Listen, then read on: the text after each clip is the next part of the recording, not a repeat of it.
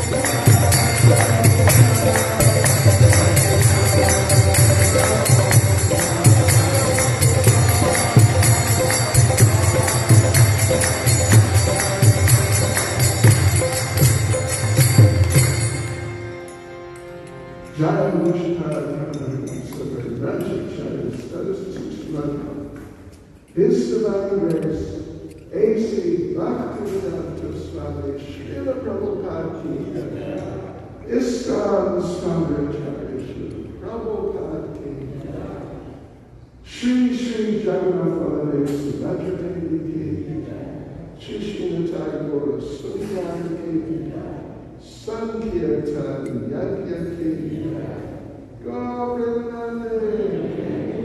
All glories to the assembled devotees. All glories to the assembled devotees.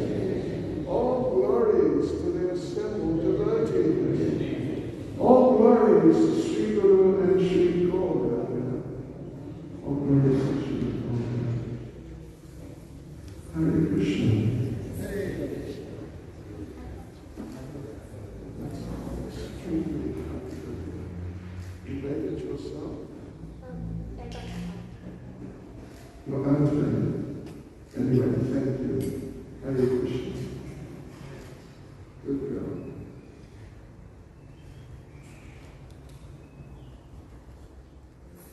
Yes, so Hare Krishna devotees. And again, it's just wonderful to be with you. We have received an order from the authorities. Today, we are meant to talk about how to get God to listen. And if you have if you're a parent, I believe it happens sometimes. You have to tell your child, listen. If they have difficulty with that. Well, what about Krishna? Oh, yeah, with Bhakti Yashoda, sometimes he has some difficulty like that, you could say. But this is a little different. So, let us try to address the subject. And in the course of doing so, I read on Saturday night last week, when we had the Kirtan program downstairs, so really coincidentally, or maybe by Krishna's arrangement, those same verses were read last night by His Holiness Giriraj Swami Maharaj when he conducted an initiation ceremony which was broadcast live and we participated. Yes. So he chose these verses also, somehow or other. So let us read them. This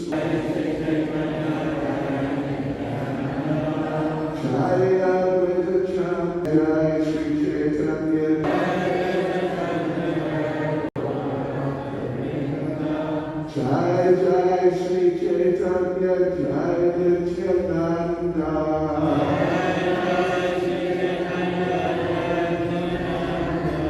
Jai Advaita Chandra Jai Gaura Bhakta Friend.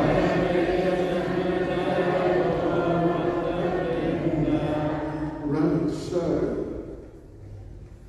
let us just first thing, read these verses from Chaitanya. Great advancement in spiritual life, that simultaneously his material existence terminates and he receives love of Godhead. The holy name of Krishna is so powerful that by chanting even one name, one very easily achieves these transcendental riches. And let's read the next two verses together, actually, 29 and 30. Hena Krishna Nama Yani Laya Bahubana Tamoyani Prema Nahe Ashrudana Tavejani Aparada, Tahate Prachura, Krishna Navavija Tahe, Nakale Ankura. Very important message, and it's just very important anyway, but it's very important in terms of our theme of how can we get God, Krishna, to listen to us.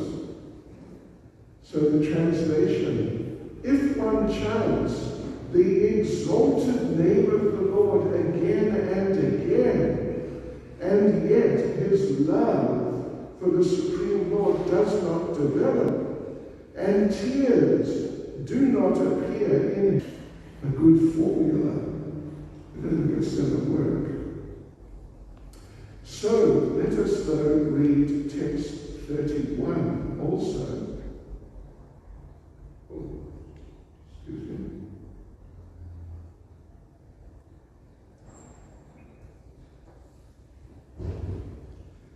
Okay, text 31. Chaitanya Nityanam De Nahi Sab Vichara Namalaite Prema Dena Vahe Ashrudana. But if one only chants with some slight faith the holy names of Lord Chaitanya and Lord Nityananda, very quickly he is cleansed of all offenses. Thus, as soon as he chants the Hare Krishna Mahamantra, he feels the ecstasy of love of God. Yes, so that's basically what we'll read. Such wonderful, such important verses. And of course, this could be the subject of a seminar for multiple hours over a number of days. It's just so profound. First of all, some prayers. Namo Vishnu Padaya Krishna Prestana Uttare Shilati Bhaktivedanta Swami Navane Namaste Saraswati Deve Gaura Prachare Nira Vishesha Shuddhavadi Pastutyade Shtane Sri Krishna Chaitanya Prabhu Nityananda Sri Advaita Gadadhara Shivasadi Gaura Vrinda Hare Krishna,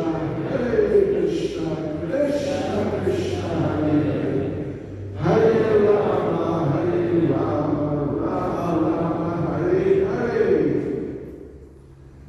Much Trivius Taglica, Sindhu Yevicha, Tatitaram Padavekyo Vaishnavyo Namo Namaha, Vaishnavyo Namo Namaha. Yes, so the theme we're looking at is how to get God to listen. And, there are many, like I said, there are many things that can be said about this, but let's look at some of the most essential things. And the first thing, it's a special secret.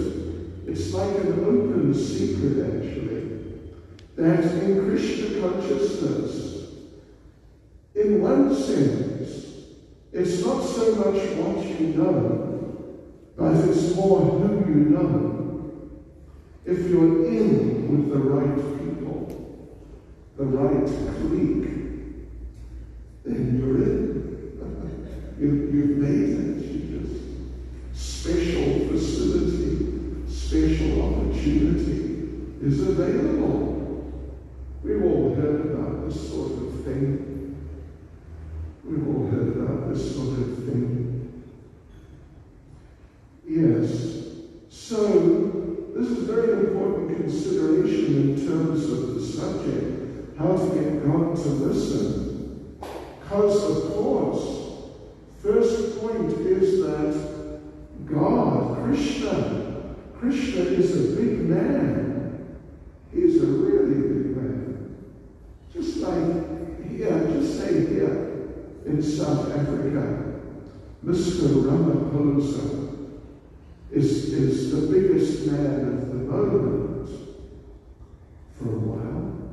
So he's a big man. People like us who don't know him, I don't think we met him. I met sort of partially met him once at an event. But anyway, any of us, if we decide, yes, I want to meet Mr. Ramaphosa and speak to him. So if you go to his workplace, like in Pretoria or Cape Town, if you go there and you walk up to the entrance and say, yes, thank you, I want to meet Mr. Ramaphosa, then, you understand, there's a whole rigmarole to meet him. First of all, you won't meet you unless he wants to meet you. Just that you want to meet him is not sufficient. And then there's the whole procedure. Even if he wants to meet you, you've got to sign in, you've got to be checked out, security check and all that. And then you may, if he wants to meet you, you may be able to meet him. But if it's just that you want to meet him, then obviously it's really not going to be easy at all. And, even though he's a big man by our standards, but by Krishna's standards, he's not a very big man. Compared to Krishna, I read a while ago, I think it was one of our acharyas was saying that Krishna, the first in Goloka Vrindavan, the first circle of gopis surrounding Krishna, means the closest associates, they number 7 billion. That's just an inside group. And then, there are so many other groups further out. Yes, so really, 7 billion. Of course, nobody knows how many people there are on the planet, really. But I guess, some people guess something like 7 billion. But that's the closest group in Goloka Vrindavan surrounding Krishna. So, yeah. And those people who are close to Krishna, not just the 7 billion, but all the devotees in Goloka Vrindavan, they are very close at heart with Krishna, and they're extremely dear to Krishna. And who are we? Who are we in terms compared to them, in terms of affection for Krishna? We are people. I think some of us, sometimes, if it's getting late and we haven't finished our rounds, then we may, sometimes devotees, they look at their bead bags and it's late. They look at the counting beads and they say, 4 more rounds to do. Oh no, I'm going to sleep. Has it ever happened to you? That's it, we chant 16 rounds. So like that, sometimes we want to speak of not really loving Krishna and just being completely sold out to Krishna. Sometimes we may have doubts. At least some It happens, particularly in the earlier stages. Some devotees, they think, am I doing the right thing? Should I be following some other process or something like that? Sometimes, the fact that we don't have such love for Krishna, it shows itself in embarrassing ways. But in Golok Vrindavan, Krishna is surrounded by these devotees who are just totally in love with him, absolutely. And naturally, because they're totally in love with Krishna, absolutely, Krishna, they have preference, you could say. Of course they do, as opposed to some half and half or from Krishna consciousness. So this point that it may not, at least sometimes, it's not always,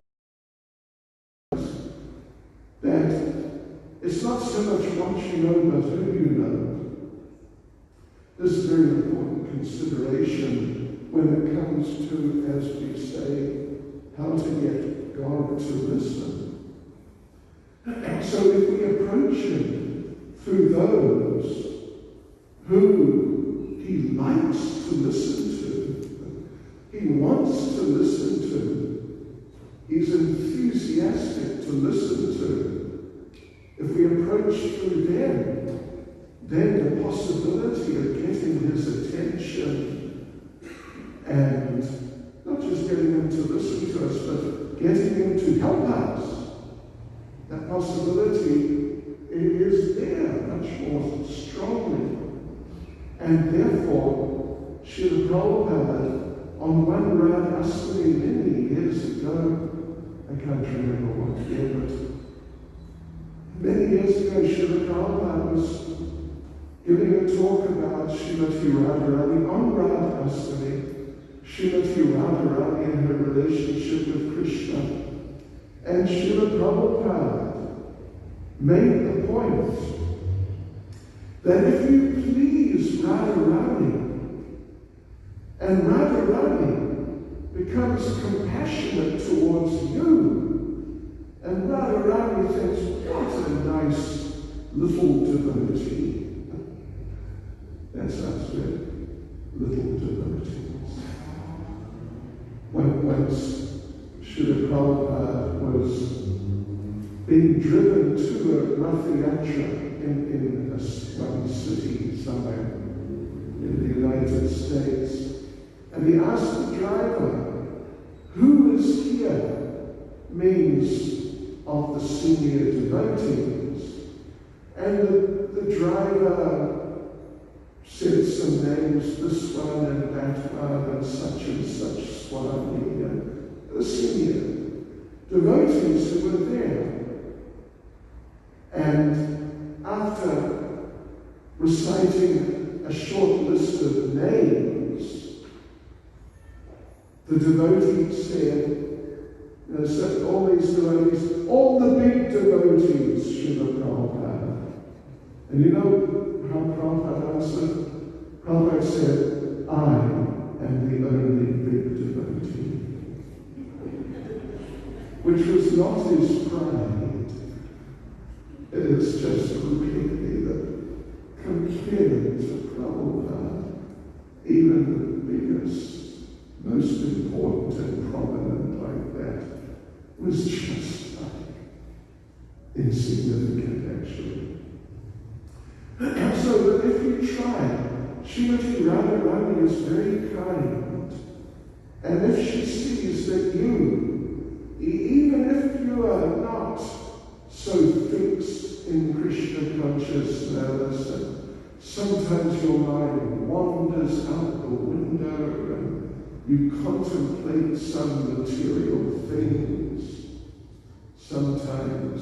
but sometimes you try to serve Krishna and to do something as much as you can. Radharani is watching all the devotees because she is Bhakti Devi. She's the presiding deity of the process of devotional service. So anything to do with devotional service, she is watching, really watching. And she has her hands even on things. So she sees this devotee who is not an advanced devotee, but sometimes tries. Then Srimati Radharani, she's so kind. She is so appreciative, even of a small effort to serve her beloved Krishna. So she sees you're doing a little something. Then Radharani is so kind, she just feels, wow, what a wonderful devotee. And if that builds up a little in her heart, then Srila Prabhupada says there, that then Radharani may go to Krishna on your behalf. And she will say to Krishna, Krishna?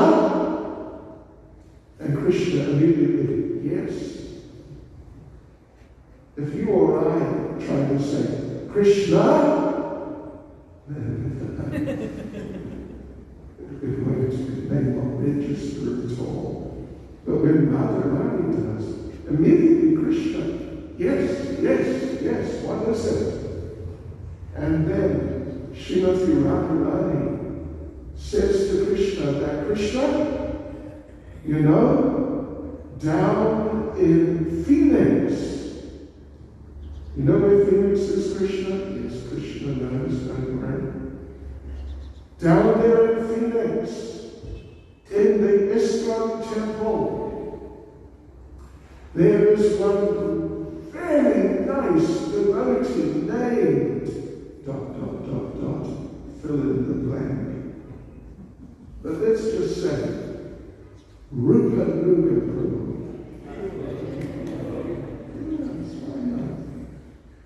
Prabhu Prabhu. Wow. Tower of strength. Bhakti Shreya.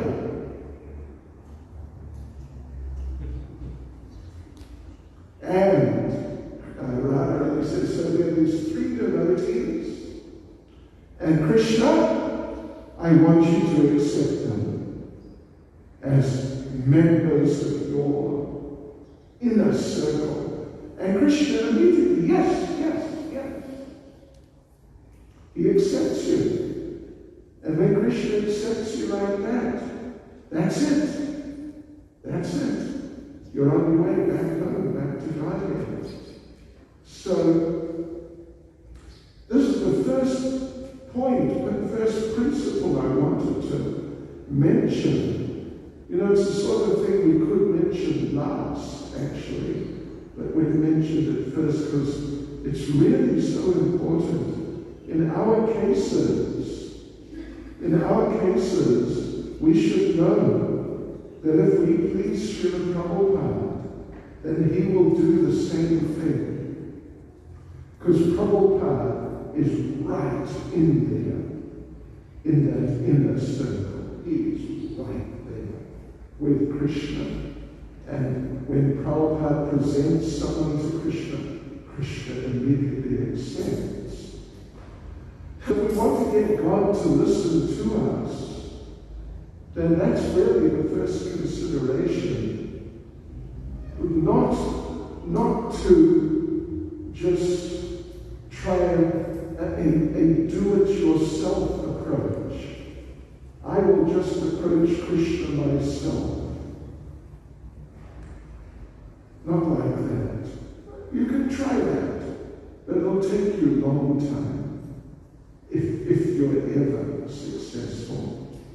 Srila Bhaktisiddhanta one time was touring India doing preaching programs, and he was at someplace somewhere, and the local people told him that nearby there is one great Ram Bhakta. And he just chants the name just like practically devotee must meet him.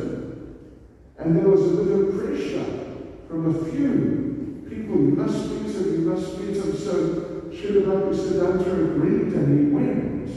And he met the fellow who was very emotional, rah, rah, rah, and like that.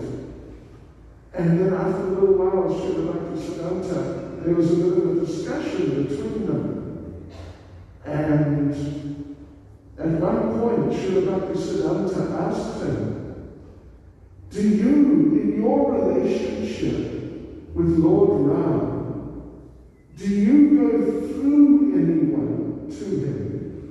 Or do you have a direct relationship? And the man immediately said, direct, just direct. And Srila Bhaktisiddhanta got up and walked away, and there was a small group of devotees with him, so that they followed him. And as they were walking away, Srila Bhaktisiddhanta said, I do not think he is authentic. Because it's not what you know, it's not about who you are, it's about who you know. And who you are sheltered by in your approach to the Lord. So that otherwise, just accepting that point, even if you know the right people, you also have to do the right things. If you know the right people, but you're not attentive in your relationship with them, and if you displease them, if you ignore them or whatever, something like that, then even if you know the right people, they're not going to just help you just for no reason. They're only going to really help you if they feel that at least you have some sort of foundational sincerity or something nice about you. So therefore it matters so much who you know, who knows the Lord. But it also matters how you do, what you do, how you do. As a devotee, as an aspiring devotee. We note in the 4th canto of Srimad Bhagavatam is the story of Dhruva Maharaj, who was a child. I mean, in the beginning, at least, of the story, as it appears there, he was something like a 5-year-old child, so really very small. And, 5-year-old children, they really lack competency, etc., intelligence, experience. Yeah, they're not really, anyway, they're lacking in many ways. But it's a long story, but basically, Dhruva Maharaj decided, I need to get the mercy of God. And he asked his mother. Well, actually, his mother suggested, like I said, it's a long story. He wanted a big kingdom, actually, to impress his father, who had insulted him. So he asked his mother, okay, how am I going to get a big kingdom?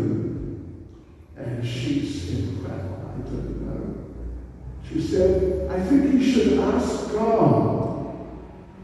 And Dhruva immediately said yes, because he didn't know who's God, what is God. Just you should ask someone who happens to be named God. I think you should approach God. Okay, where is he? Where will I find God? And his mother said, well, I have been told that when people want to find God, they go to the forest. Because oftentimes in those days, there would be ashrams in the forest, and people who were devotees would go there and do their bhajan and puja and everything in the forest. So she said like that. When people want to find God, I've heard they often go to the forest. And he just stood up, turned around, walked out into the forest. And he's moving around the forest. Okay, here I am.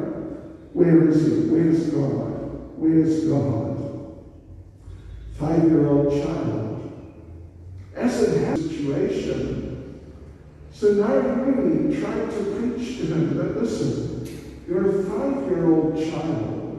You can't stay out here in the forest on your own. Go back. Go home to the palace. Judah said, no. I'm looking for God. I'm looking for God. And Narada told him, well, listen, God is in the palace also. Why don't you go find him in the palace? Because out here, that's very austere and difficult and dangerous in the forest, especially for a little child. And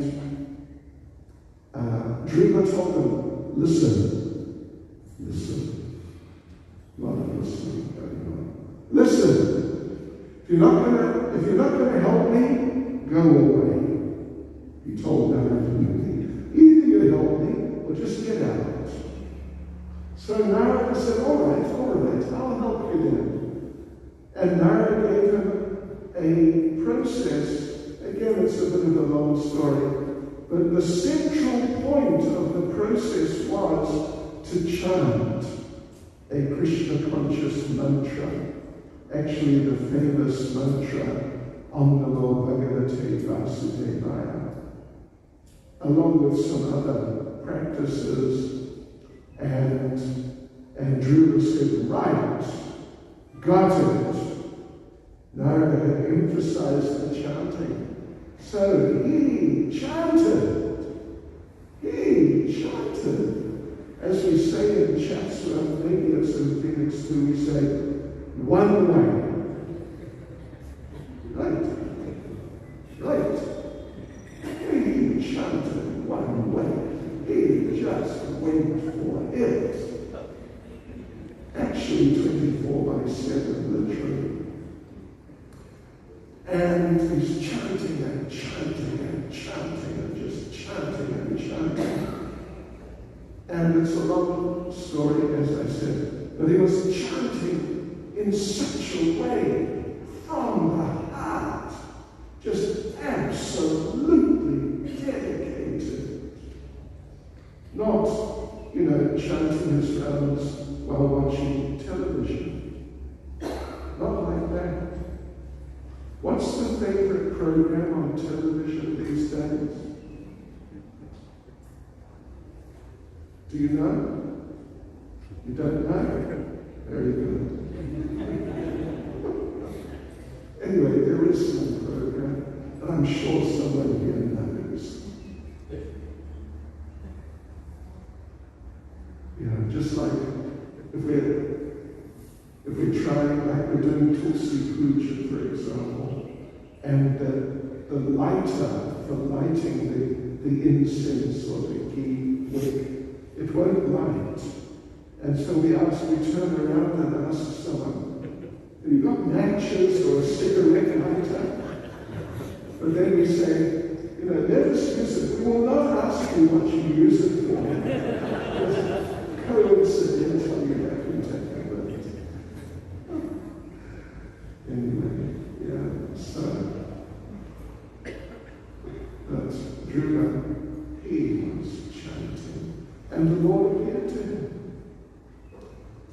And when the Lord appeared, because as we told you, initially he had been wanting to get a big kingdom bigger than his father's. Well, the mother said, you must ask God, as we explained earlier. So the Lord appeared to her and said, yes, here I am. I understand you want a kingdom. Okay. But then Drew said, no. I thought I wanted a kingdom. But now I've got you. Now I've got you. Who cares for a kingdom?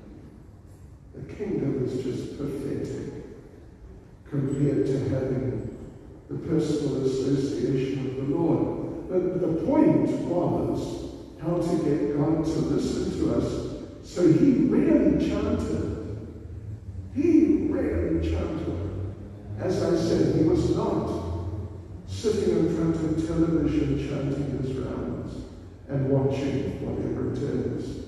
You know, a rerun, a replay of Kuch Kuch Kuta Hai. You heard that? Oh, you have? Did you see it? Good.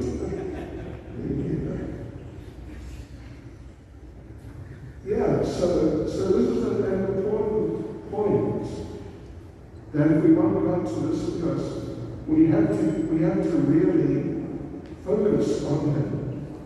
If we are not focused on Him, if we're half and half, some sort of mixture of some focus, but we're also focused elsewhere at the same time,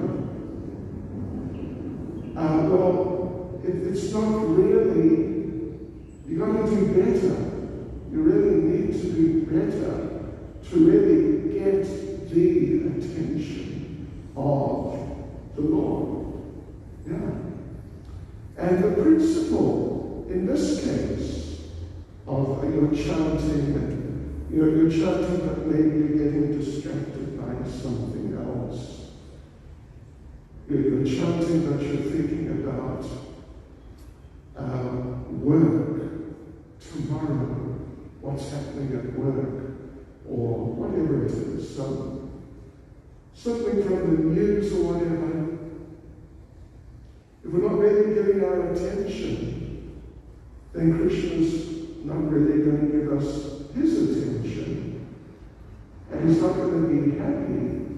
Just like if a visitor comes to visit you, and you know what the old Vedic standard is, Atiti Bhava Deva. I mean, you can arrange the words in any way you like, but it means the same thing.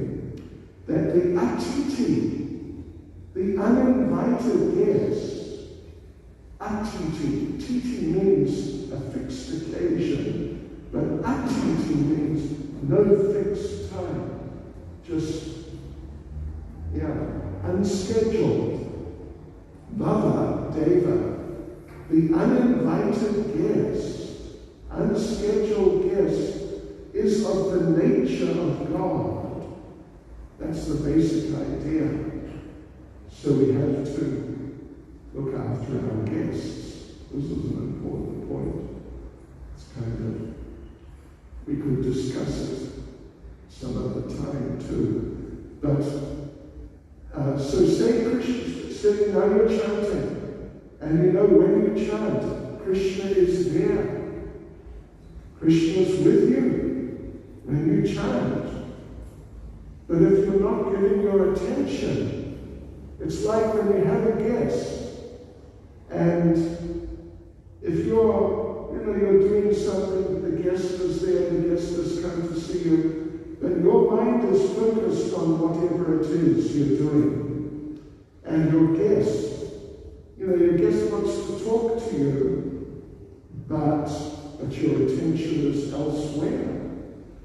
Maybe you're working on your computer, and sort of there you are, you're working on the computer, and the person's saying, what about this, what about that? But you're working on your computer. And then you say, oh yes, right. The guest is saying something, oh yes, right. But obviously the guest is not having to be appreciative. So when we chant, we're calling on Krishna, and Krishna is there with us. But if we don't give our attention, then what do you expect? Now, I remember a time I was invited to someone's place years ago, 50 years ago. And this fellow, he invited me, but then he just didn't give me his attention. It was amazing. He was so busy with other things, and I was just sitting there for about an hour. And at the end, I left, and I felt, I'm not going to have anything to do with this person. So, if we're inattentive in our relationship with Krishna may feel something like that. And then, how do we expect that he's going to listen to us? So really, like Dhruva, he did his best. It was not a half-hearted effort. He really did his best in chanting, calling on the Lord, chanting his devotional service. He really did his best. And therefore he got the attention of the Lord. Of course, he did his best in the chanting, but it was under the shelter of Narada Muni. So that principle is still there. Not that he just chanted himself, but he chanted under the shelter of Narada Muni. But even though he was under the shelter of Narada Muni, still he did his best. He wasn't negligent or half-hearted or quarter-hearted, something like that. Yeah. So, Dhruva Maharaj is a nice example, really good example like that. There are many examples. Coming up next weekend, is Lord Nityananda's appearance day. Right. And I'm coming here, right? On Friday. What day? Saturday? It's Monday. Oh, Monday. Okay. Right. So, there's Lord Nityananda was especially merciful. So there are very nice accounts, stories of how merciful he was, which, obviously we'll tell some on the Monday, but Monday, tomorrow week. But one that comes to mind, the story of the dacoit, not Jagat and Madai, they were dacoits, but the other one, that story, the dacoit. Brahman, who was born in a Brahmin family, but he was just a horrific criminal. Again, it's another one of our long stories, but eventually he learned his lesson. He really got into massive difficulty when trying to attack Lord Nityananda. And then he realized, I'm in this difficulty because I've offended Nityananda. And so he came and surrendered to Nityananda.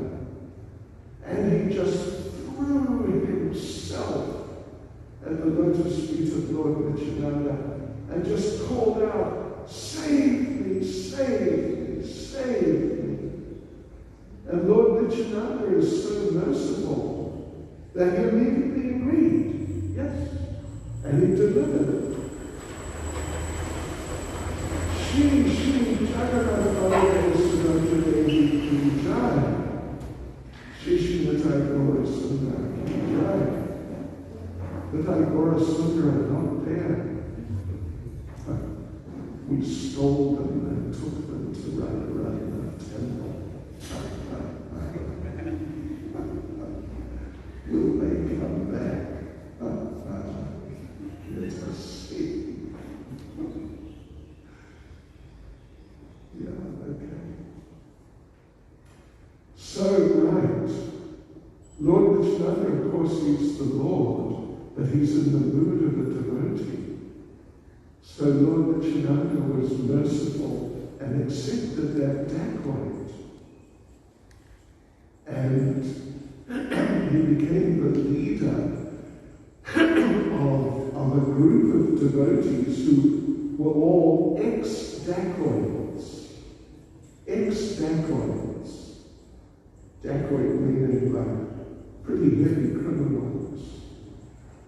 Yeah.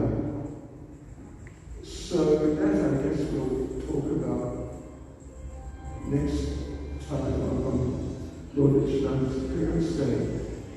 But the thing is that he really, from the heart, he surrendered. He really surrendered to Lord Nityananda, who's a devotee. So we want to get the attention of the Lord and the help of the Lord and the mercy of the Lord. We have to go through the devotees. We have to go through those, particularly those devotees who are close to the Lord. And they're very open-hearted and kind. They're very open-hearted and kind. And if we sincerely approach with all the sincerity at our command, which may not be that much, probably isn't that much, but at least all that we've got, all the sincerity, then they'll help us. And then we'll be able to get the attention of the Lord and the mercy of the Lord in whatever way He wants. You know, just talking about criminals in different places actually, but in Russia, there's a number of devotees who are from like real criminal backgrounds. I was in one city many years ago, and I was staying in the small flat of one devotee, and I asked him, "What do you do? What sort of work do you do?" And he said, "Well, I'm a driver." I said, "Really? Okay, interesting. What driving do you do?" And he said, "Well, I drive at night." Oh, really? What do you do driving at night? "Well, I deliver things." So he would take stolen goods, move them between people. And you wouldn't believe this, but it's definitely true. While I was staying there, one night he did not return, and he has never been seen again. Means, he was in the heavy stuff somewhere, but he was a devotee, and he was charging 60 grams. You get all sorts. But there you go, devotees, some ideas on how to get Krishna to hear us, to listen, and take note of who we are, what we need, what we want, and to help us in our lives. And we read those verses at the beginning, you remember, about Lord Chaitanya, Lord Nityananda, how they are merciful. Then we should remember, because coming up, Lord Nityananda's appearance day, he's the Lord, but he's a devotee. And he's most Mostly, he's a devotee. He's kind of forgotten about how he's the Lord. He's 99% in the mood of a devotee. So we can approach him. And now, we've got a bit of warning. We've got a week. We can work on it, approaching Lord Nityananda, so that on the day we'll be really in the right mood. And then Lord Chaitanya's appearance day is coming up a month later. And same idea. Hare Krishna. Srila Prabhupada ki jai. So what should we do now? Here comes the Bhagavad Gita. Oh, have Kirtanya. I think ribbon and Sarup will make, if that's okay. So we should stand up, devotees. Thank you for joining us for this much. And we just inform you that tomorrow is the BCaiS Appearance Day. It's a half-day fast. And there will be a program in the evening in the temple starting at 6:30. Thank you very much. There are a few other announcements which I'll make after